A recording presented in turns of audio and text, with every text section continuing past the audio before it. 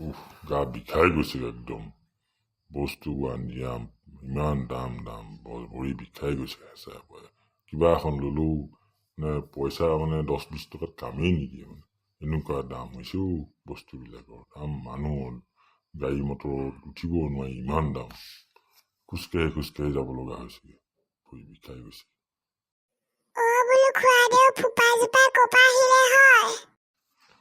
তই দেখা নাই নেকি? মই ক'ৰ পৰা আহিছো, বেগকেইটা দেখিলে গম পাব লাগে দেখোন। সুধিব লাগে নেকি এইটো কথা?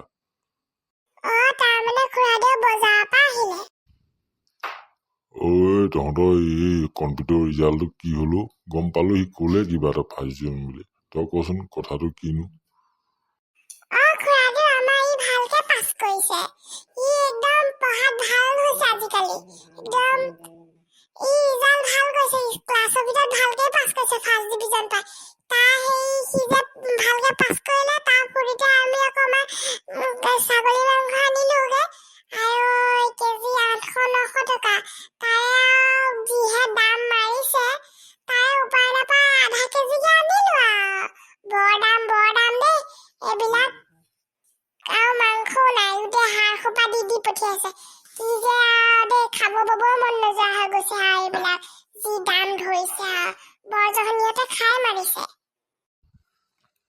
নকবি আৰু, মোৰ একে দশা।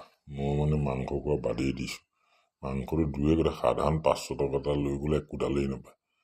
মানে এনেকুৱা হৈছে, আমাৰ মানে চাকৰি নোপোৱা মানুহবিলাকৰ পোকত বিফৰ উঠা নিচিনা উঠি গৈছে একেবাৰে।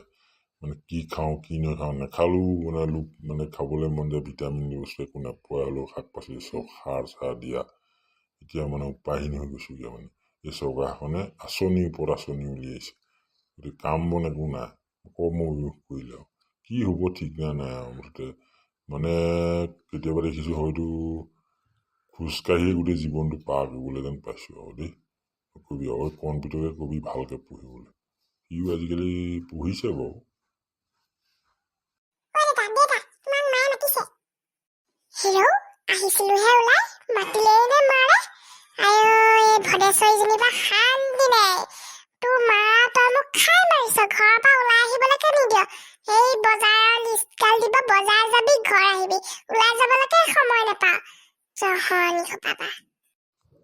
যা মাতিছে যা। এই কিবা এটা কাৰণতহে মাতিছে। যা ময়ো যাওঁগৈ আৰু। নহ'লে ময়ো দেখিছোঁ এতিয়া বিহ ফুৱাই গোটেই মানে ইটো পোকৰ টীকাটো হ'ব যেন লাগিছে লাহে লাহে। বিদামৰ যি পকু।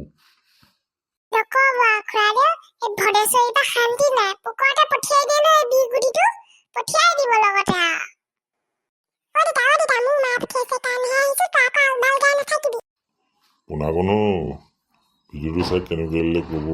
ৰাইজৰ মানে উপায়হীন হৈ গৈছে। চৰকাৰ যিবোৰ দাম বঢ়াইছে, মানে চৰকাৰে একো কৰিবই পৰা নাই মানে। তাকে চাই আপোনালোকে আৰু ভিডিঅ'টোৰ মাধ্যমে আপোনালোকক বুজালোঁ। ভিডিঅ'টো ভাল পালে লাইক শ্বেয়াৰ আৰু এই বেল আইকনটো কিনাৰত থকা দবাই দিব দেই। পোনাকণো আজিলৈ আহোঁ, বাই বাই।